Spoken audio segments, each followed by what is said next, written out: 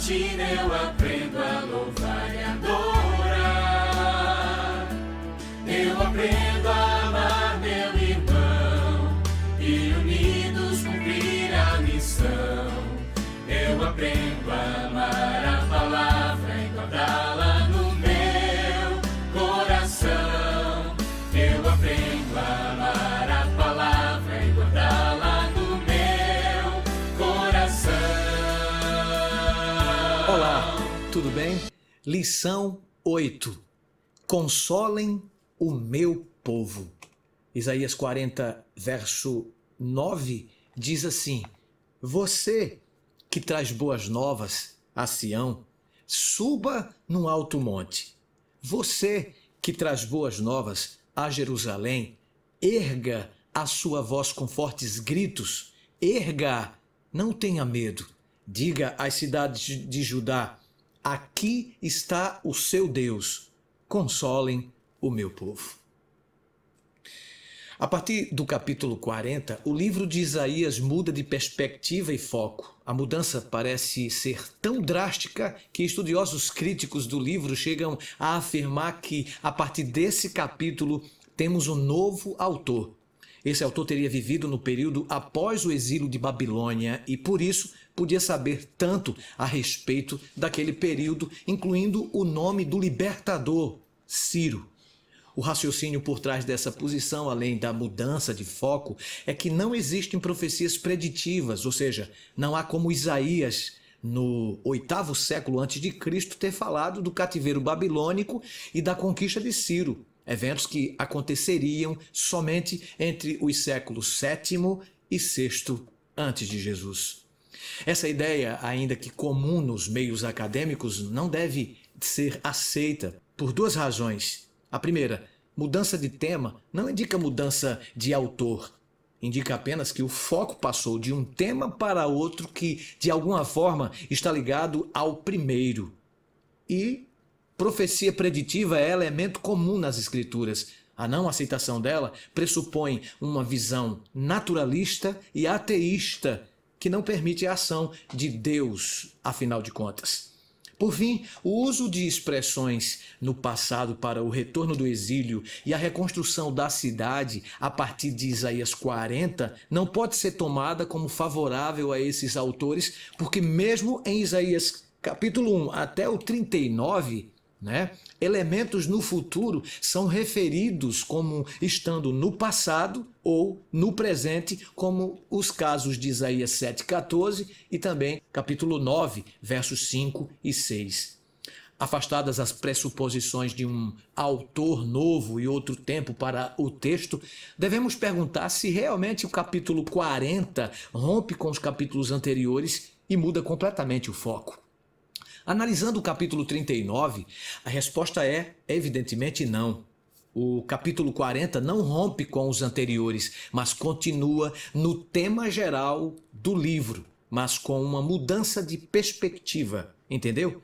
O capítulo 39 introduz Babilônia e serve de transição entre a seção anterior e a seção que segue. Ezequias, diante dos enviados de Merodach-Baladã, mostrou seu poder e riqueza, não a glória do Deus de Israel.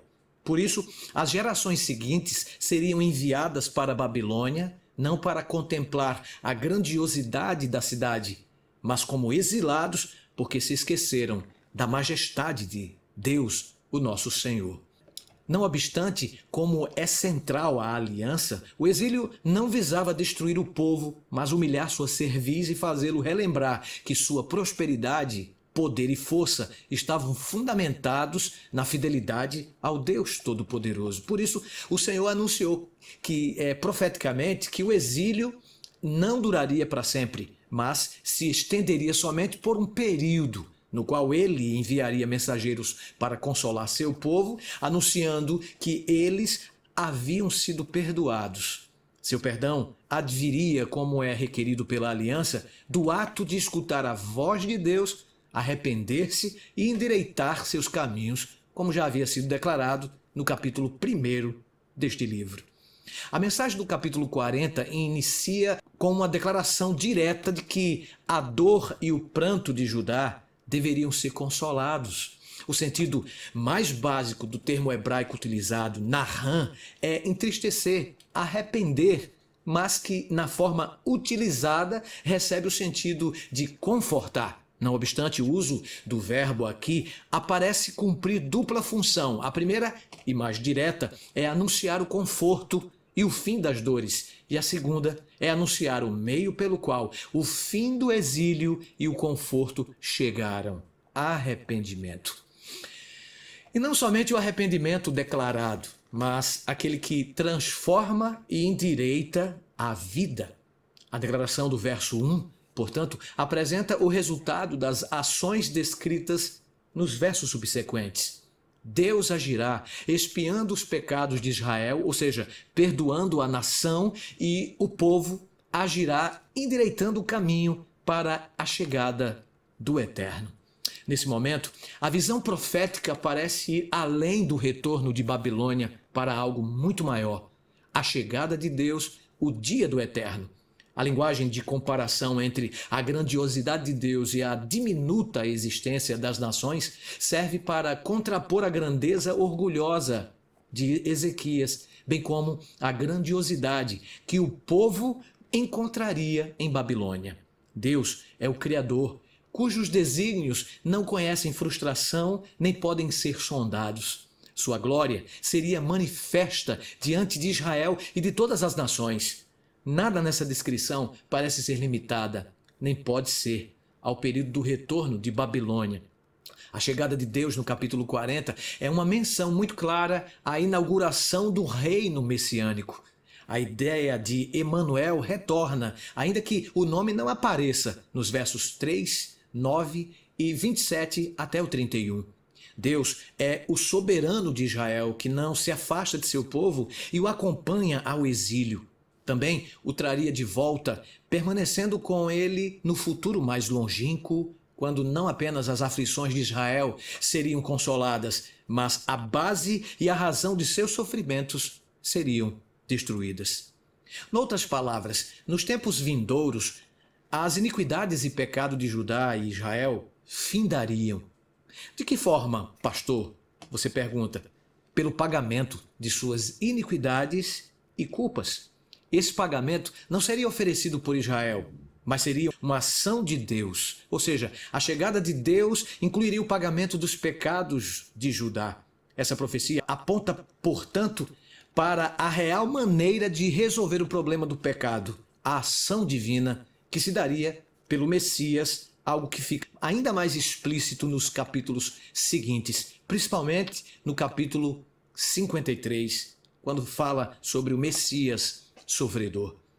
Por que Israel não podia pagar por sua própria culpa e expiar seus pecados?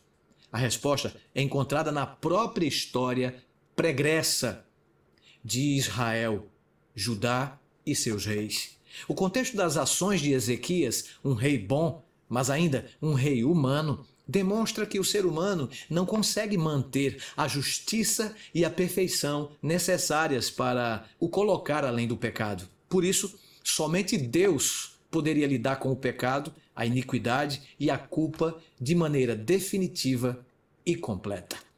O verso 9 apresenta uma mudança no arauto que anuncia boas coisas. Se nos versos anteriores a voz que clama e o arauto são masculinos, o verso 9 nos traz uma mensageira. Homileticamente, é possível enxergar a figura de Ana, a profetisa, e das mulheres no ministério de Jesus, que participaram tanto da proclamação de sua chegada quanto de sua partida e também ressurreição. Agora, exegeticamente, entretanto, parece que o antecedente dos pronomes e verbos femininos seria o Ruach Adonai, ou o Espírito do Eterno, do verso 7, que em hebraico é feminino. Não seria então esse verso uma declaração de que, além da palavra do Eterno, também o Espírito participaria da proclamação salvífica? A figura do Espírito volta a aparecer no verso 13, como participante no planejamento da criação e também no capítulo 48, versos 16 e 17, sendo enviado para proclamar a libertação em uma expansão da ideia que encontramos no capítulo 40. Dessa forma, podemos compreender que o conforto e o consolo da proclamação evangélica advém da participação completa da divindade no plano de criar o homem, guiar Israel, proclamar a redenção e purificar o povo da nação celestial. Que Deus te abençoe no estudo dessa semana e que possamos nos humilhar diante da poderosa mão de Jeová, porque Ele, apesar de sermos fracos e pecadores, continua sendo o Deus poderoso que sempre está conosco nos momentos bons e também nos momentos de crise. Que tenha um ótimo estudo da lição da Escola Sabatina. Eu aprendo a amar meu irmão.